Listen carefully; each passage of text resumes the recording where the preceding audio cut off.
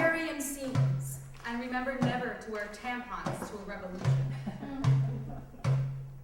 January 25th, 2011. Burn. Laila Soliman. Sad I am not there. January 25th at 1900 hours. Like. Did you hear about the demonstration? It's the 4th year on police day. Last No. year. Read the news. I'm worried. January 26th, 2011. Brussels.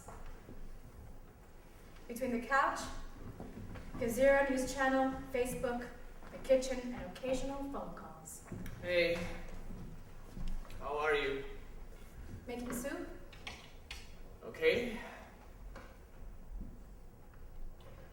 What soup? All the vegetables in the house. And the lentils? Laila, are you okay? Yes. Why? January 27th, 2011. Please spread the word and join in Brussels and in other capitals. Manifestation in front of the Egyptian Embassy in Brussels. Location. Egyptian Embassy. Time. Saturday, January 29th, 2011, 1300 hours. January 27th at 2:29. Like. Share. Hello? Egypt Air? Yes. Hello, I have a reservation to Cairo on the 30th, and I was wondering if I could change it. Soliman. Laila Soliman. Soliman. The 28th. E-bookers. But is there no way that you could make an exception? I need to go home and... Wait, how much would a new ticket cost? Okay. Thank you. Rasha Najdi. Darling, Zayad Hawass is released. January 27th at 4:12. Like. See friendship. January 28th, 2011, Brussels. Friends, outside Egypt, the Egyptian regime has shut down Facebook, Twitter, YouTube, BlackBerry, and SMS. We expect tomorrow's media communication blackout will be worse. You'll have to cover the Egyptians' backs. You'll have to spread the news around the world. Stand by us. Please spread this status. January 28th at 1:26. Like. Shopping list. Glue. Thick markers in black and red. Fabric for small flags in red, white, and black. Thin sticks, also for the flags. Large pieces of cardboard. Shit. It's fucking expensive to demonstrate here. Mm-hmm. Welcome to Europe. Still no cell phones and no internet? Well, I couldn't change my booking for the 4th, so I booked a new ticket for the 30th. I can't let you go alone, can I?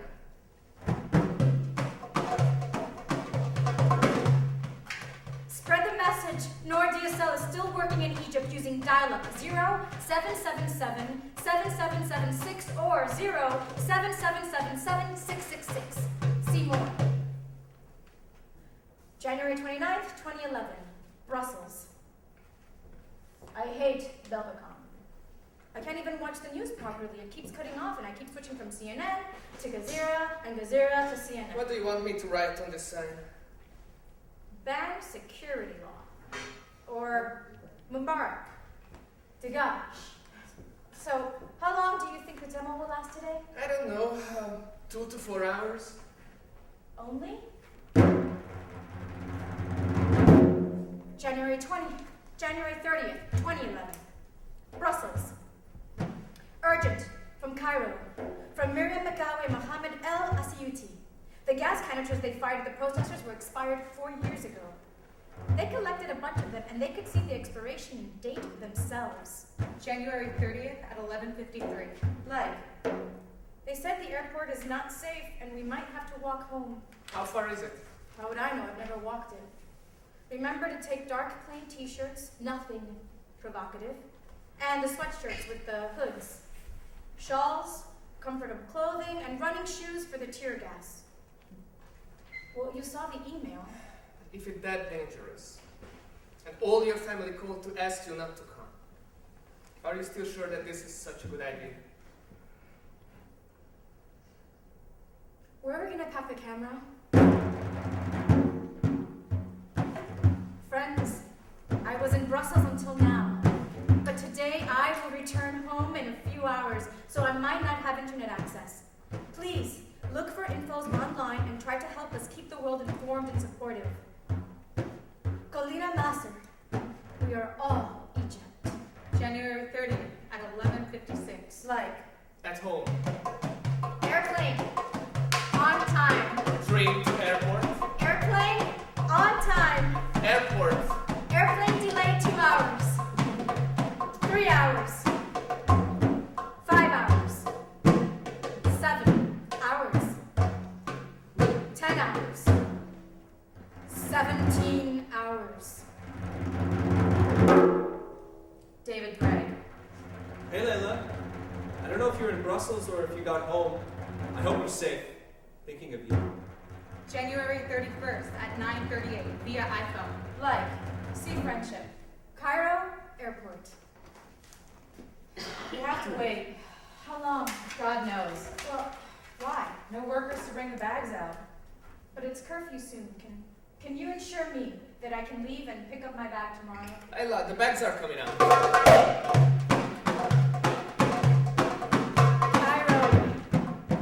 Namir driving. Looking at the street. Looking for signs of change.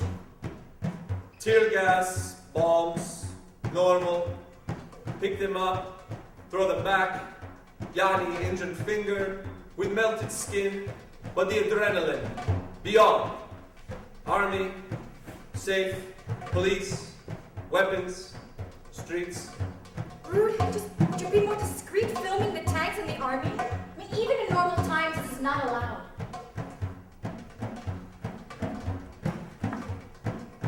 Drop bags at home quickly. Wash your face, take a bottle of vinegar with you as advised against the tear gas, even if it is unlikely. Call friends, cell phone is working again. Leave quickly, knowing you will come back home tonight to sleep. Tahrir. February 1st, 2011, Cairo. Suman's at 9:30 a.m. is always a good meeting place in case we can't reach each other. I'm dying for their croissants. Forget it. There's only coffee and tea. Why are they flying so low? To scare us. That would be stupid. They're just circling around us in the sky. The windows are shaking all the time. It's unbearable in this house. Is that weapons coming out of the helicopters? Maybe.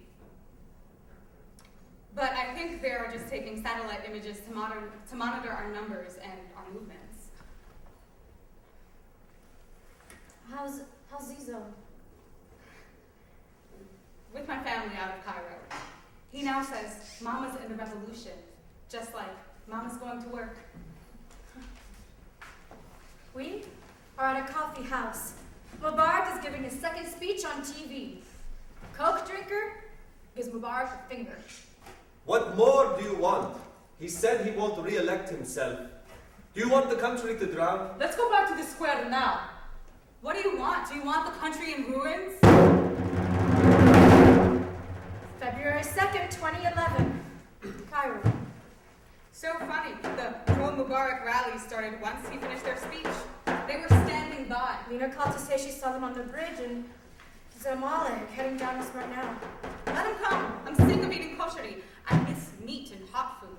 Well, at least the internet works again. Look, I see camels and horses in my lands. Are they coming to support? Laila, stay back, please. They are carrying huge Mubarak pictures. An injured person comes, he pulls Rude to point his camera at his blood dripping forehead. Look! And look! Then, all from Mubarak people. Molotov, you know Molotov cocktail? Fire, there. Army, nothing. Air, nothing. Come. I feel as if I'm in a nightmare or a horror film.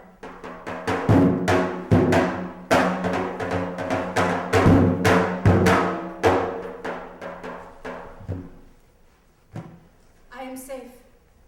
I went home quickly to eat, drink, shower, and do what humans do.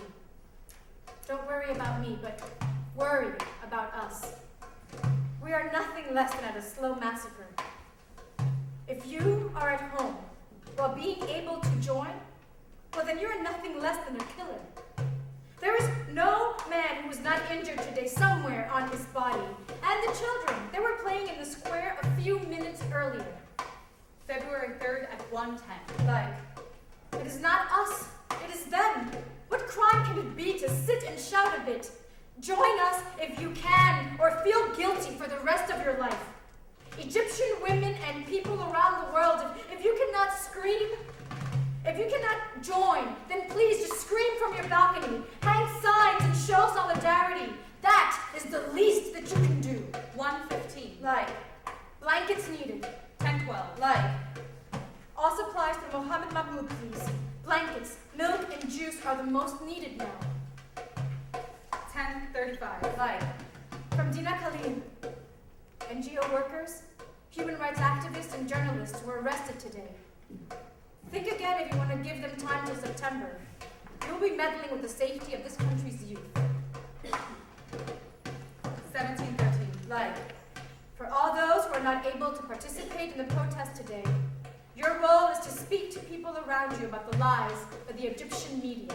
18:14. Like, Dalila, Layla, where are you now? I'm worried. Please, come home. Please go home. Something will happen. I feel it. No, they won't throw a bomb on you, but everyone says that something is about to happen. Is the light still on in the square? Can't you just go home for me and your grandmother?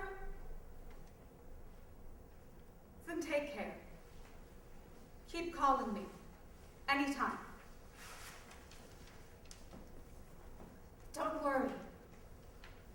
I am home now. Last update from me before I leave the house. Downtown is safe. Do not carry cameras or large amounts of food or medical supplies. See you there in Tahrir. Little Tahrir. February 4th at 10:54. Like February 4th, 2011, Cairo. It is the army, not the police. Myston is only one of many similar experiences happening all day yesterday and the day before. The army must be pressured. There seems to be a coordination between El Mokberin, whose presence we are all clearly conscious of, and the military police. But worse than this is the fact that they are starting to infiltrate into civilians, those being turned into pro-Mubarak thugs and others that form the popular committees. So what can be done? We need to spread this to international organizations to pressure the army. And we need ourselves to find a way to communicate to the popular committees and civilians whose sympathy and solidarity we're losing. I also just walked into the square and heard two army personnel talking to each other, saying that we have clear instructions that all has to go back to normal by tomorrow. This has to end by tomorrow at most. We need to strategize and act quickly. Can't we just start a media campaign against the army? Everyone thinks that's a bad strategic step at the moment and will turn people more against us. Fuck politics. But why do you think the army soldiers are so cruel?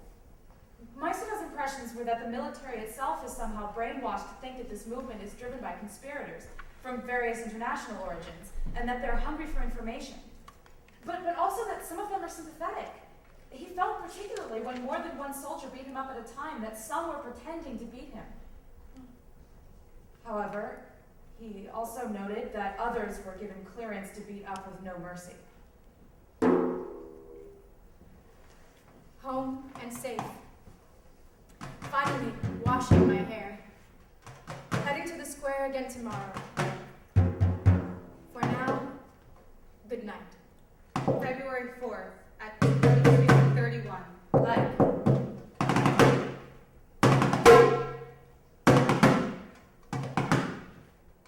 February 5th, 2011.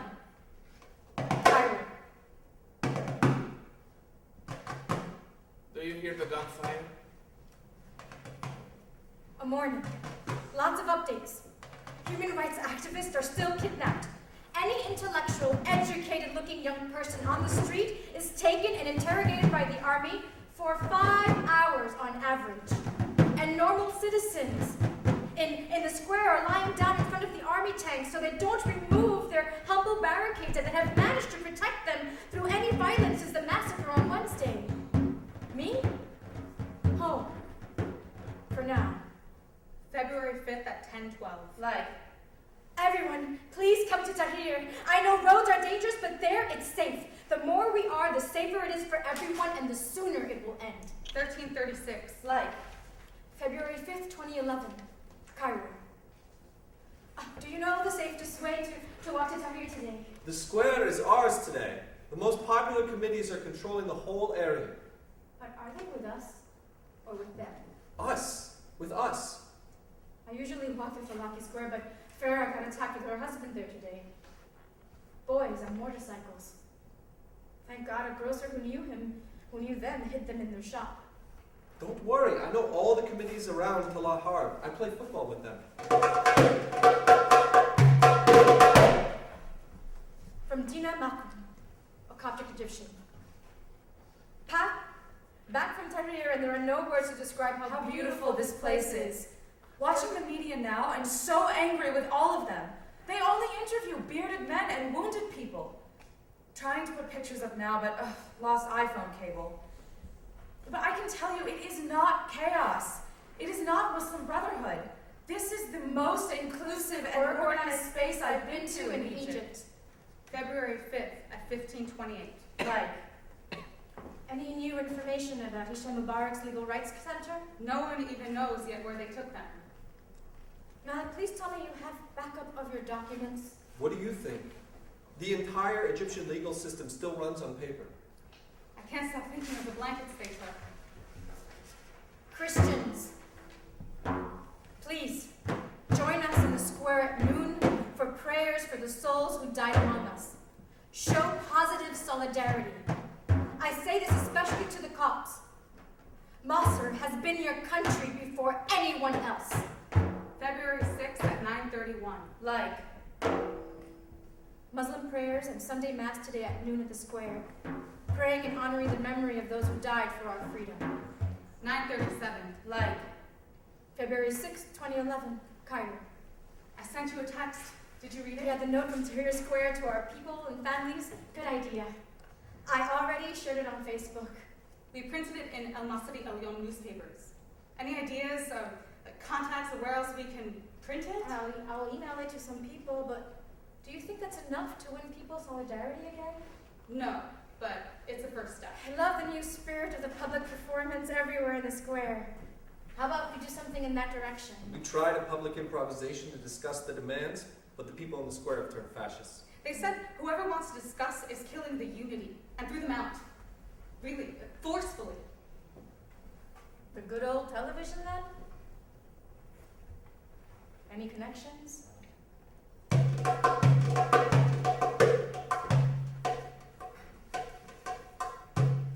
Today, for the first time, I heard a sheikh in Tahrir playing and praying for all the Egyptians, and not just the Muslims, to stay united. God bless the new Egypt. Tahiyya Masa Hora. Long live free Egypt.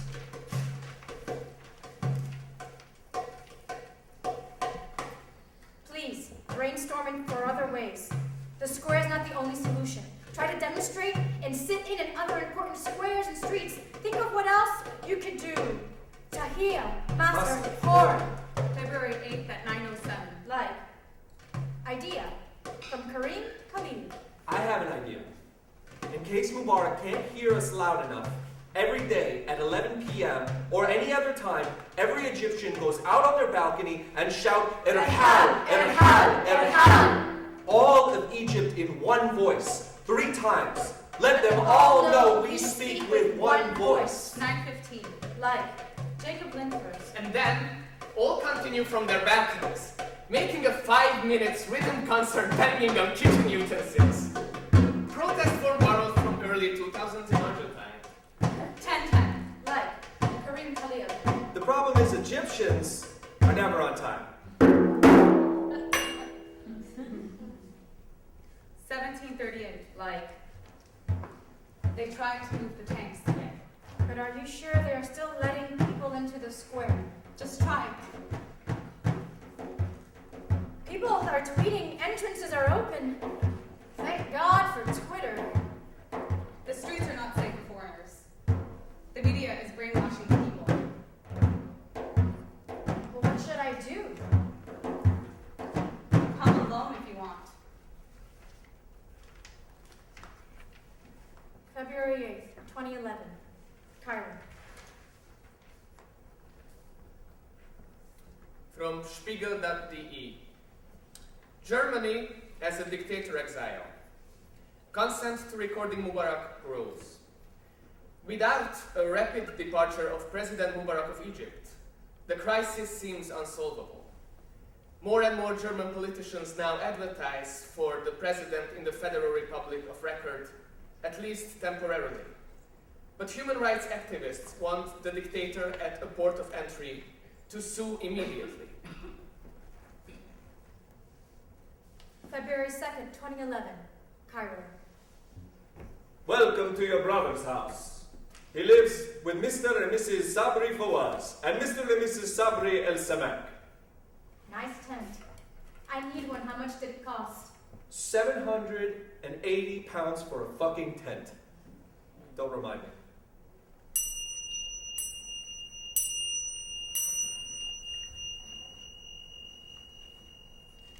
February 9th, 2011. Today, a silent minute at 4 p.m. at the square, followed by Christian prayers for those who died 40 days ago in the church in Alexandria.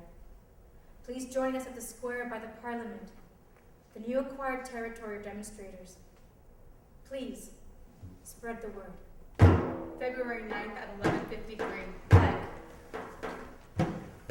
Are you Egyptian? You don't look Egyptian. Here's my ID. How would I know? I just showed you my ID. Don't let him through. We don't want foreigners amongst us. He's my fiancé. Your fiancé should stay at home. Egyptians only should come to demonstrate. Would your husband let you go down alone? A foreigner should stay at home. Check his passport. Where is he from? February 10th, 2011, Cairo. Press conference today at 3 p.m. at Press Syndicate for Support the Revolution in Egypt Front. Among the participants, Baradi, Habdin Sabahi, Ayman Noor, Abdel Ghaffar Shoker, Osama Harb. February 10th at 11:50. All this to protect a couple of television studios? Take care so the barbed wire doesn't hurt you. Don't worry, I'm well dressed. But it is cold, so how about you give us a jacket or a blanket? We are staying with you. Do you want water or something to drink? Thanks. But how about you just let us through? Impossible. Just the girls? The army officers and soldiers behind the barbed wire in front of their tanks giggle. Laila, let's go, please, now. What's wrong? The man behind you was masturbating on your back. Yeah, normal. Where are the others? Wake up! They all left. February 11th, 2011. In the afterlife, Sadat asked Mubarak, shot dead or poisoning? Mubarak answered, Facebook. February 11th at 12:12. Online? See friendship. When did you last talk to my mother? Today, earlier in the morning, since when has she been like this? I knocked and she wouldn't open. I just was about to break down the door and then she opened and fainted. The doctor said it's low blood pressure. Fofa, are you better? The dog! The filthy rat, he won't leave! He won't leave! Don't worry, it's not worth it. Eat and drink some more. But didn't you hear him? He won't leave. Hush, sleep for a while and we will make you soup. I don't want to eat. Vegetable or chicken soup? Vegetable. Please, gatherings around the presidential palace. February 11th at 1609. Like, share. In the name of God the merciful, the compassionate. Citizens, during these very difficult circumstances Egypt is going through, President Hosni Mubarak has decided to step down from the office of the President of the Republic And has charged the High Council of the Armed Forces to administer the affairs of the country. we seek God's help and guidance. Fafa, wake up, he has left. No, impossible. Who? Mubarak has left. The vice president announced it on television. Really? Really? Yes, really. Ah, I can breathe again. The son of a dog, he had suffocated me and depressed me. I can breathe again. Nothing can be worse. I can breathe again. Ah. To be continued.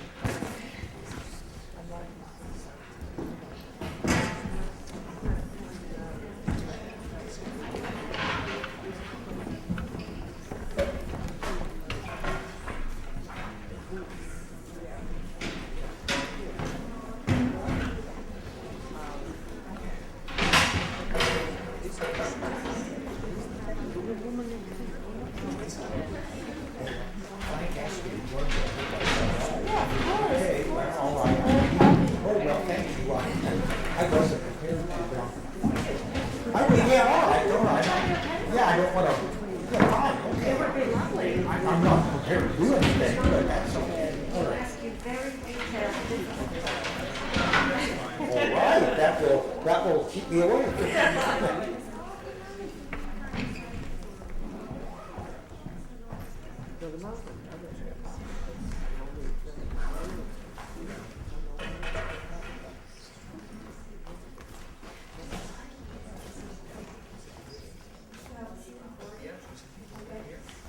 Before we start, Tracy, would you be very kind and just introduce your actors if they're still in the house? Do I see? I think they ran away. I think they ran away. I can pretend like they're here. Yes. Okay.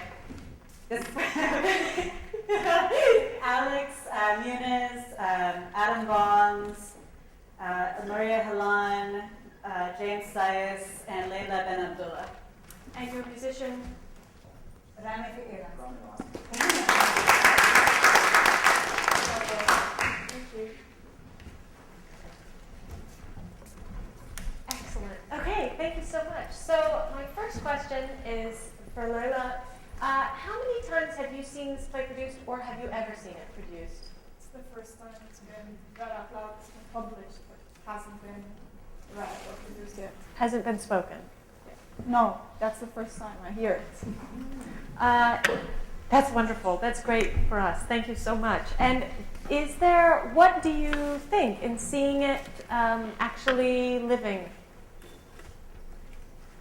It's very, I wrote it very fast, on a very instinctive note in March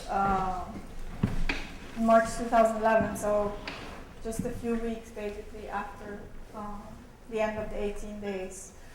And there already some unpleasant experiences had come after this day of kind of careful happiness. But now it's very difficult for me to hear it on its own. I started writing the continuation of it, of the disillusionment, and I haven't finished it. I don't know whether because it's too heavy on me to go again into the autobiographical with this disillusionment spirit, or if it's just because I haven't had the time to prioritize it. But that's why it's very difficult for me to hear about the 18 days and what I wrote about them now, because now I look at it with a more heavy heart, I think. I want to ask Professor Carlson if there is a continuity that you see from Egyptian theater about social issues. This is clearly feels very much a play, not only that could only exist in this moment because it is Facebook updates, but also because documentary theater, my impression is that there is not a long history of documentary pieces in Egyptian theater. Is that Yes, that's certainly the case. One of the things that has always struck me about Egyptian theater in general is that it is a much more traditionally a much more politically engaged theater than even Anglo-Saxon theater, but especially American theater. Although the British are rather more in that direction than we are. But that still makes this a very different sort of play because largely for censorship reasons, first under British colonialism and then under Mubarak and Sadat, the government was suspicious of political statements, and so that means there's a long tradition of hiding them in one way or another, of working with mythological material or historical material that audiences knew was really talking about the contemporary regime, but never openly did that. I think it's striking and quite wonderful now that the conditions, unstable and troubling as they are, allow playwrights to speak more openly and personally.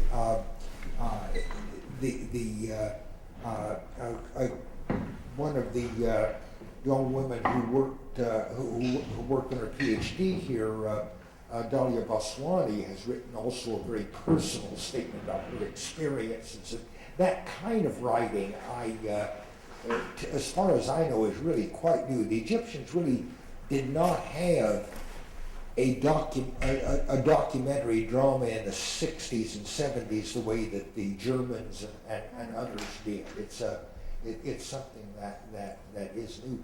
But I also, in this connection, one other thing I want to say, and that is, this is my third experience of one of Laila's plays, and I'm very impressed at her versatility. That some of the audience has already been acquainted with her work when she came here as part of the Royal Court project, and then I was fortunate enough to see a wonderful adaptation she did in Cairo of Spring's Awakening.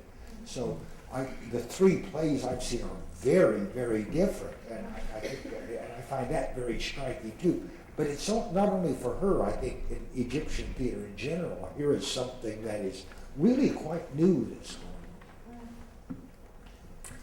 going on. And sort of directing that back to you, do you feel your own poetics changed in response? Or do you feel that is part of your artistic project, is that your poetics are always changing? No, I think I've been on this development towards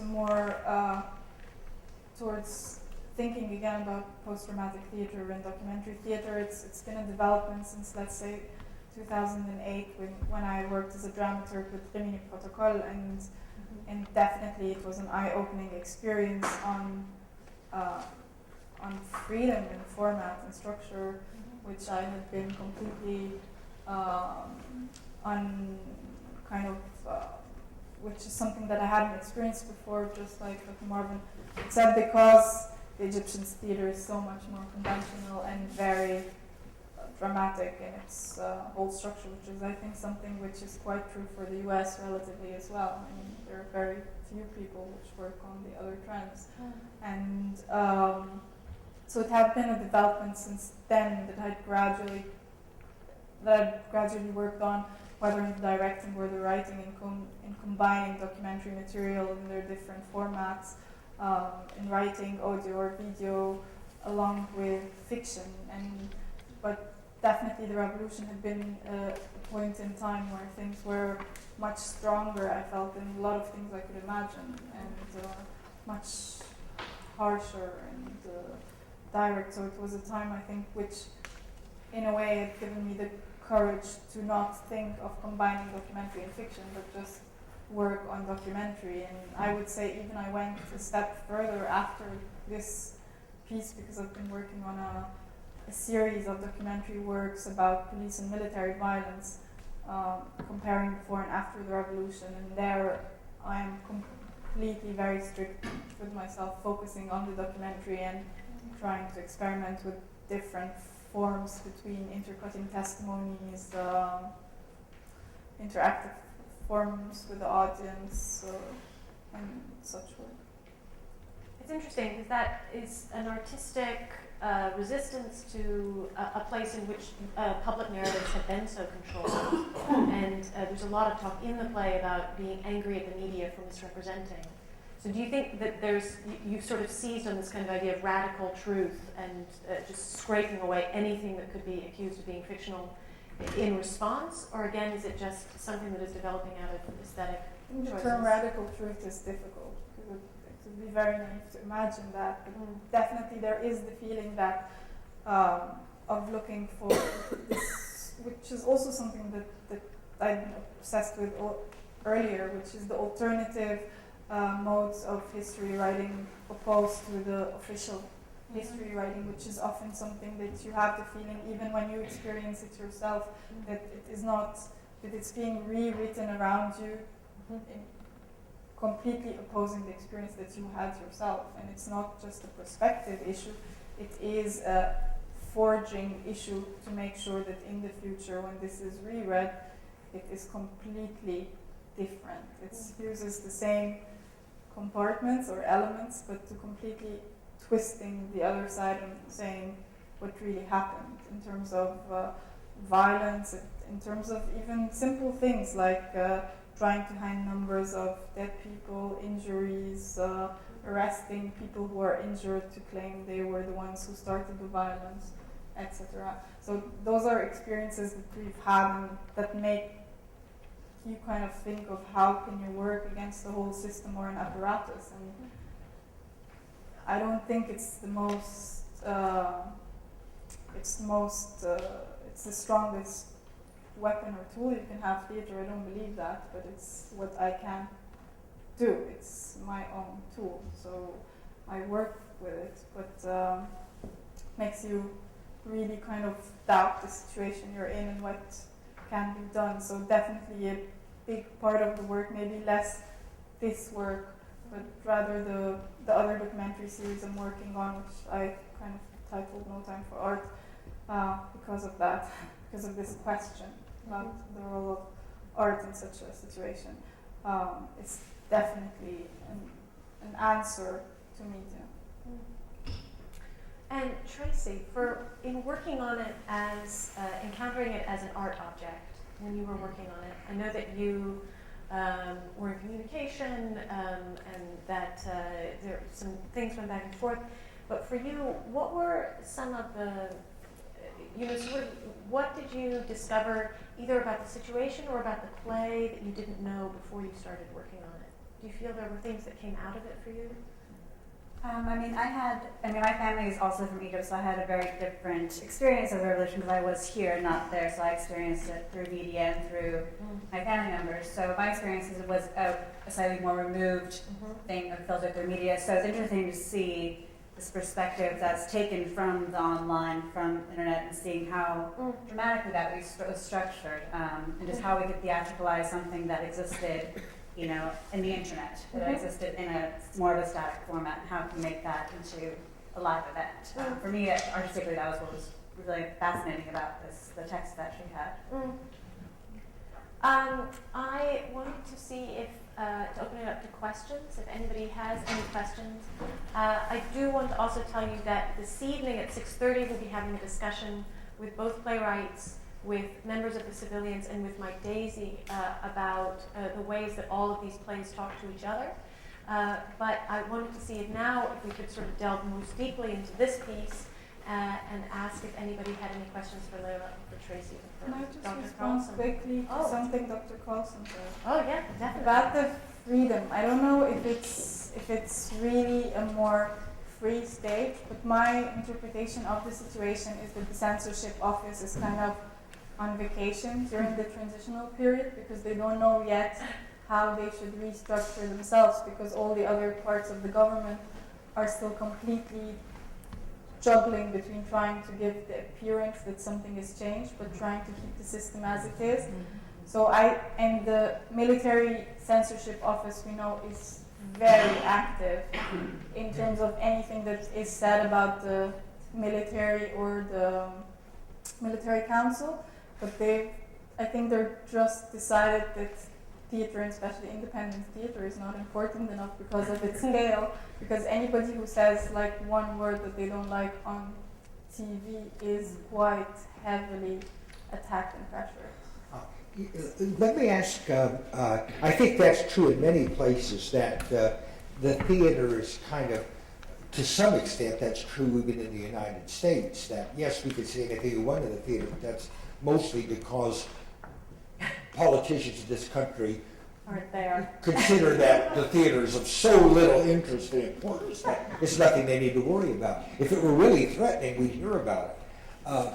But just following up on that for just a moment, it seems to me that over the years, as I've been following Egyptian theater, most of the censorship was self-censorship. That is, people were sort of, a great deal of it, maybe not most, but people were careful about what they would say, not because they'd been actually told, but that they were fearful of being told or getting into trouble.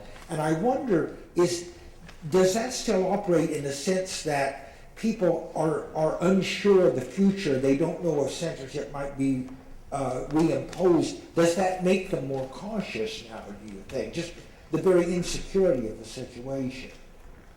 Or does it probably varies a great deal playwright to playwright. Yeah, I think it's something that really depends on individuals, this issue of censorship, because I know that the reactions, we were not sure how not this piece, but the other piece that's directly about military violence was going to go through with the people as well, because I mean, it's indicated here, but it's so cryptic. I don't know if people really got this issue of how the military and the regime kind of play on trying through the media to separate the people and try to create sort of different opinions that would kind of kill the spirit. And there we had very strong reactions from people before we performed that take care, it will be dangerous. But then we also, the most difficult thing was having actors on stage who had been arrested and tortured themselves, or performers and non-performers talk about their experiences, and then having people from the audience completely angry, claiming their lives. And this is not true, and you should not, they're the protectors of the revolution, and you should not speak so harshly against them.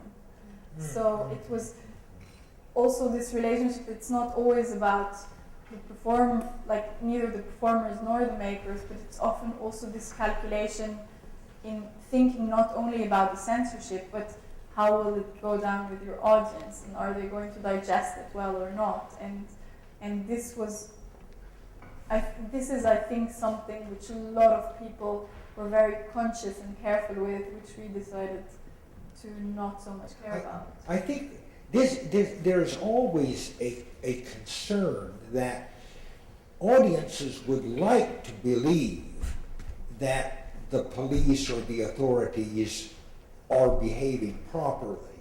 this is, again, it goes back in a way to Facebook and the media, that one of the greatest changes, it seems to me, between now and the 60s, which I remember very well, is that so often now the police, the authorities are caught beating up somebody, or the kind of thing they used to just regularly deny, and it was just sort of one person's word against another, where that visual evidence is now very much a part of the process.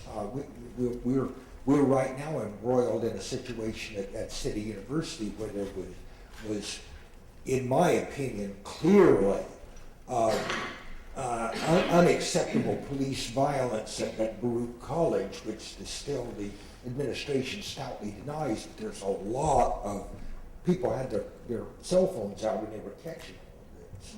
So there is, it ultimately does go back to a struggle for the minds of the public as to whether they can trust the authorities or not, whether the revolutionaries are really troublemakers. Although the military council is claiming that videos are photoshopped.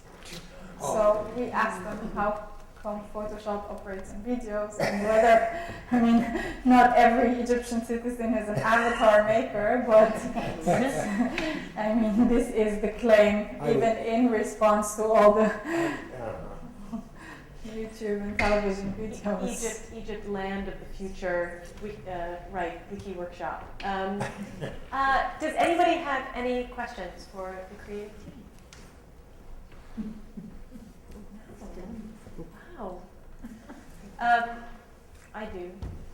I was noticing in myself this morning, as I was listening to the radio, today is an important day for Occupy Wall Street, obviously, and there was someone on the radio this morning saying that two of the organizers had their homes broken into by the police the night before, had their doors broken down, and they were arrested on interesting pretexts, and one of them was for a 6-year-old conviction on the open container law, which is carrying a beer around. And that it did seem very suspicious that this was happening the night before this big Occupy Wall Street event. And I, as I puttered around my kitchen, thought to myself, oh, that sounds blown out of proportion. I'm sure they had a reason. And I am quite lefty, and it was amazing that my own immediate knee-jerk response was, well, the police know what they're doing, everything is fine. And it was interesting to hear you talk about the violence is from the audience, that there's this resistance from the audience, because once you accept that that line has been breached, it feels as though there is no line that cannot be breached. It's just, it does feel like you're living in chaos suddenly. So you were talking a bit about the great disappointments since, and I wanted to know, what are your artistic compatriots in Cairo making? This has been your response, this really acute turn towards documentary work. What have you been, is there an artistic community bubbling up? Was there one that existed already that is still in communication? What are other people making around you? I think already the sort of underground independent art scene in Egypt has been gradually bubbling up very strongly in the last 15 years, I would say. It's definitely taken slightly different terms in the way of speaking of the hope of different kinds of self-organization, or talking about new organizations, or even syndicates, or unions, etc. So, and trying also, a main concern of everyone since has been to sort of make use of this wall of silence that's been broken, and trying to reoccupy the streets and make sure that everything that was acquired since will not be given back to the authorities, and that there will be a different approach to having public art, especially also in this tension between the military on one side and Islamists on the other side. So there is a lot going on that's relatively different before in terms of the thought of it in this hope of organization. But as I said, it's already been a very vibrant scene in which it is very difficult to survive because of very limited funding possibilities in the Arab world in general for independent artists, and definitely it being a decision you have to make which will influence your work and your relationship to censorship very strongly, whether you want to collaborate with the government or not and accept conditions or not. Oh, Tim, yes. Has the status of women changed since Mubarak fell, and if so, how? I don't know if the status of women in general has changed. The question is always about in whose eyes and for whom. I mean, the status of women is something that's a very broad and general topic. I mean, I don't know. I don't think I can answer that question. Did you ever feel in your own career that there were tensions between was there resistance to there being a female playwright, or no? Or is it in the independent scene in which you were part, this was an easier thing?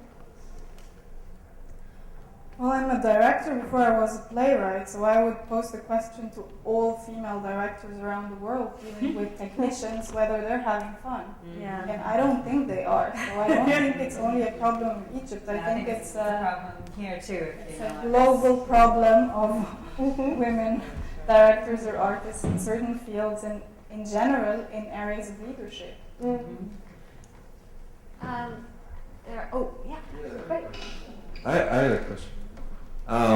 So in the play, it touches a little bit on the misogyny over in Egypt, the whole thing about the masturbating on the back from the soldiers. I was wondering if... But that wasn't a soldier. Oh, it wasn't a soldier. It was just a guy who was masturbating at the checkpoint, or at the... Yeah, the soldiers were behind the barbed wire. Right. We were kind of trying to provoke them, and not in a sexy way like... Right. The actresses. Right. There was definitely an element of provocation, and the man masturbating was behind wearing traditional galabeya, so you couldn't really recognize his hand immediately. But at the point of on February 2nd, when the most people were down there at Tahrir Square, did you find that there was a unity, a harmony among men and women that did not normally exist in normal Egyptian society? There is definitely an issue of sexual harassment and problems in issues of gender. They have a lot of reasons and roots for them in the patriarchal society, in the religion. There are a lot of reasons for that. In the with religion, be the necessity of marriage and unmarried sex being not allowed, and yet the economical problems that delay the marriage age, along with a lot of frustrations. I think those are a lot of issues to take into consideration when talking about sexual harassment in the streets, not like uprooting the issue from its own, but there is definitely something that we notice, which is that in the extremely difficult days when it was very clear, sides were clearer, let's put it this way, in the first 18 days, it was for all of us, and again this might answer back to the question about change in women's status. I wouldn't talk about women's status, but it was definitely a miracle for us to have a square and at least 2 million people. So let's say everybody in very close proximity to the other, and not at all feeling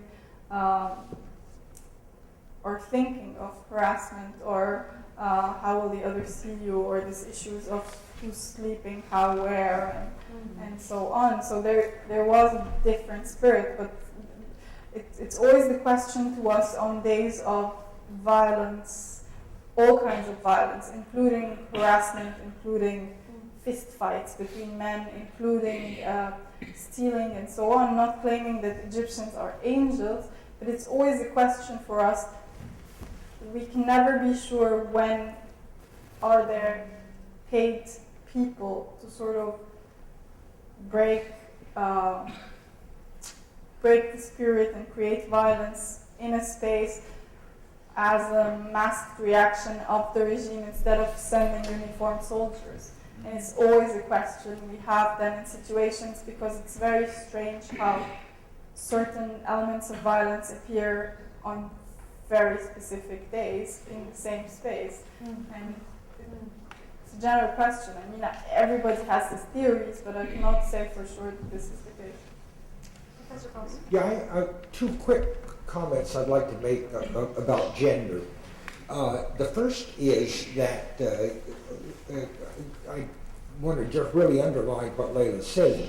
This is an international problem. Directors, particularly directors, I think, but playwrights also.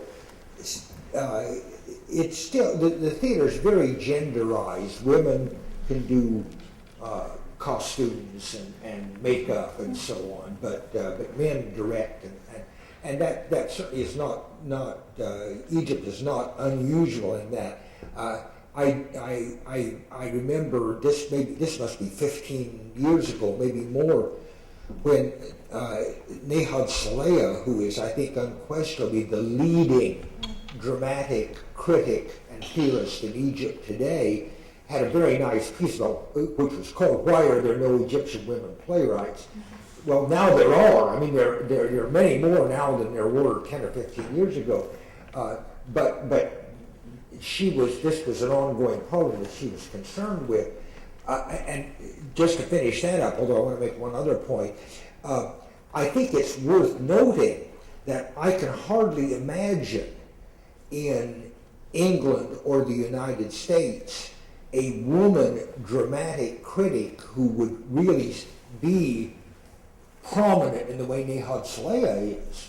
I mean, it's not just directors, but look at our critical establishment. They're all men.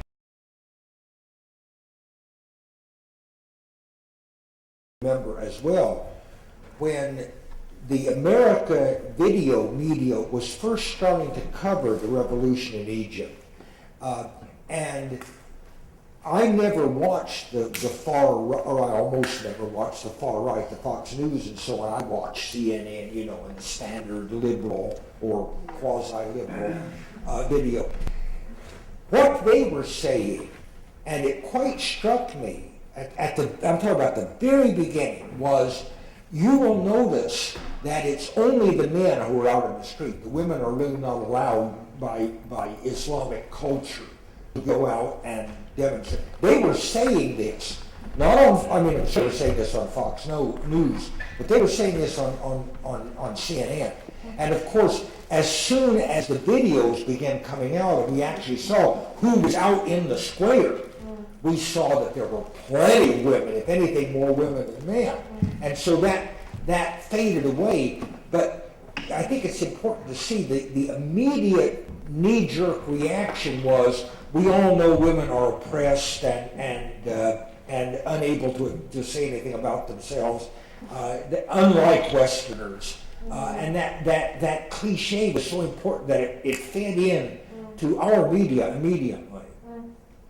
I will say, as the third stringer at Time Out, I join my voice to yours in calling for a head critic at the Times as a woman. Yes? Hello there, Laila. I was wondering if we could talk a little bit about some of your earlier work. I understand that you refashioned Frank Wedekin's Spring Awakening for Egyptian theater. Can you just in terms of understanding, what do you mean by refashioning? Well, I noticed the name of it was Spring Awakening in the Tuk-Tuk. And I know it was a very important play in the late 19th century to create a new dialogue about certain subjects, and of course it's been was recently a very popular musical, at least the inspiration for a musical here in this country, and I just wondered what you had done in Cairo. Thank you. Well, when I first read Frank Wiedekind's Spring Awakening, I read it in university. My immediate reaction was, this reminds me of so many things in the countryside in Egypt now in terms of the approach to puberty and how sexual issues are discussed, including even the question of homosexuality and how it's dealt with in Wiedekind's text. And I was, let's say, 20 when I read it, and since then it had been completely something that's coming back to me. And when Goethe Institute suggested we collaborate producing the piece, I said, I have a perfect project. I want to do a remake of your German script in Egypt now. And we had a very interesting process in researching in the topic in different parts of Egypt, between going to a village in Delta, going to the outskirts of Cairo, and going to Cairo Center to my own, let's say, upper middle class German school, and trying to combine all the information we get from teenagers into it.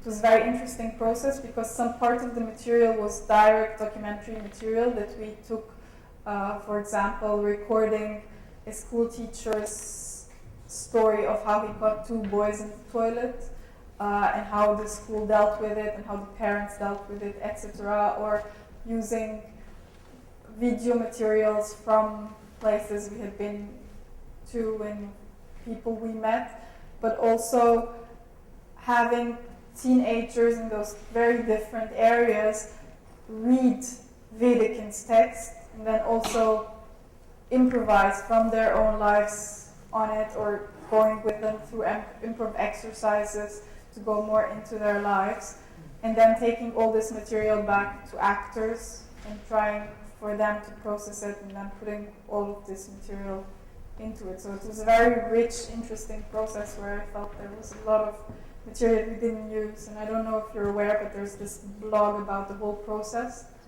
It's called Spring Awakening in Egypt. .blogspot.com. It documents very much the process, because for me the process in itself was almost more important than the piece we made. You had also had some censorship considerations too. Yeah. You might want to say something about that. It was very interesting, the censorship process. It had always been very interesting in the last couple of pieces, 2009, 2008, 2010, because you have to take the script to the censorship, have them circle things that they don't like, and then sort of have them come to rehearsal or not, or come to your premiere and see what they say, and then go back. But we were very lucky that time because a production assistant was very intelligent to give the censor who came a bribe of £50 and solve the problem, which I wouldn't have thought of myself, but he did, thankfully. And what was the response to the audience? What kind of audiences did you have? What was the response? Well, I have to say that I wasn't self-censoring when I made the piece, but I was very aware of my limits. And it was very important for me, and it still is in my work, to not go as far to alienate the audience. So I'm very meticulous in terms of stylistically, but also in terms of content and how things are said, to say what I want to say, but in a way that does not make people sort of like drag themselves, go out the door and slam it. It's very important for me to say things, but say them in a way that makes the other maybe feel uncomfortable and maybe feel edgy, maybe feel questioning, but not go out. So definitely there was an issue of, there were things that some people felt too much, but it didn't drive them to walk away. Whether it was the scene between the boys, hearing the teacher's voiceover, but having them do something between a fight and a dance on stage rather than literally kiss each other, for example, or touch their private parts, but rather with a choreography, with a back to the audience, or having, which is, again, I don't know if you're very familiar, like in how far everyone's familiar with the text, but this issue of Wendla being aware or not aware in sexual intercourse, and whether it was rape or not with Melchior, and how it went. Our interpretation of that also choreographically, which might have been relatively shocking for Egyptian audience in terms of the proximity of the two performers' bodies to each other on stage, but also dealing with that choreographically, but not to be missed what was happening. Okay. I think we have time for just these two, so I hope I'm not ignoring anyone. So, Matt and then Sophia. In view of the censorship thing, who is financing your work? Is it coming from other countries, or are you self-financing it? I can't figure out how you have the money to put on these files. That is also a global issue. I don't know if it's in view of censorship, really, because I think, as I said, there are three areas. There's the commercial theater, the independent theater, and the theater financed by the government. And I have to say, the theater financed by the government is also not always that rich anyway. But I'm mainly financed by small funds and grants by organizations, or have been by foundations such as Mawrid, Arab Foundation for Culture and Arts, which is on an application basis. So they get, I don't know how many applications, and they choose. Occasionally also by cultural center grants, as this piece was sort of considered an Egyptian-German production because it was based on a German script, and I also had a German dramaturg and video artist working with me.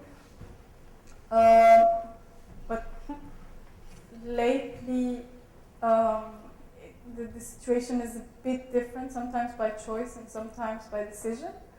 Sometimes by decision, sometimes because we're forced to.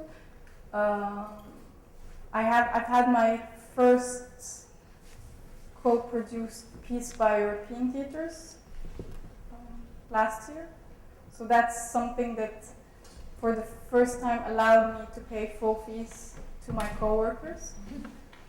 And the other thing is the documentary theater series we're working on about military and police violence, which chose to start it off as a volunteer project for political reasons and for patience reasons. It was an immediate project, and we did not want to wait for people to give us answers about whether they're giving money or not. We decided to do it, and we wanted to go ahead.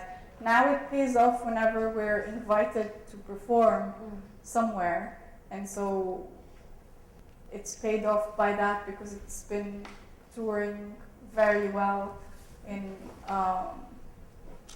mainly in Europe, and it might even move to Japan or other places. But in Egypt, when we perform, it's almost for free. And Sophia. Yes, I would like to come back to the question of Mrs. I was very interested by the fact you spoke about censorship during the rehearsals. And I have one question.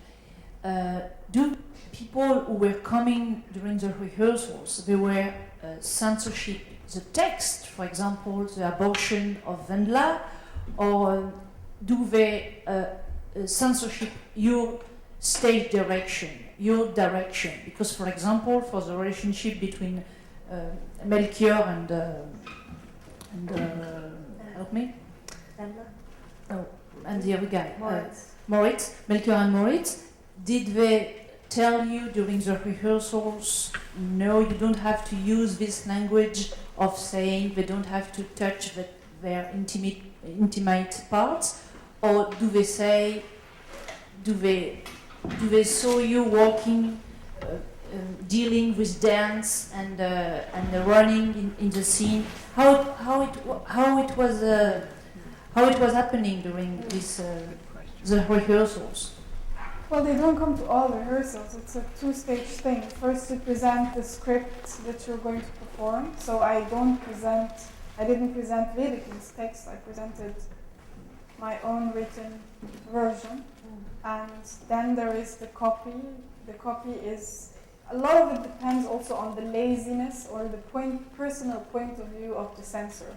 So how religious he personally is, how close-minded. Sometimes there is the issue because I think the language of the street belongs on theater too. So there's also the issue of this is not language appropriate for the arts. And then we can, I don't not want to go into a discussion with anyone about the definition of what language is appropriate for the arts, because I think there's an answer to that. But and so it very much depends on the censor who you happen to be part of his schedule, in a way, very literally. And so he circles part of the text, then you go, you discuss those parts of the text, you try to reach a compromise, you have to sign that compromised version, and then it's your own decision to sort of follow that compromised version or not. And then you are supposed to invite him to a dress rehearsal. Usually, to save myself trouble, I do already a censored version for the dress rehearsal, cutting out anything that might lead to discussion, to just have my peace of mind for that day. And the next day, I just kind of depend on him not showing up again. And usually when they do show up, we recognize them. And when we recognize them, they're usually the ones who leave after 5-10 minutes because they have other things to do or they want to go home. But if he stays like it happened, as I said, £50 could solve the problem, or also you can be unlucky, and it has happened that people's shows were closed down. To continue this conversation, please come back in 1 hour when we will have a panel with chaired by Mike Daisey, with Laila, Lasha, and members of the civilians. So please join us then, and thank you so much.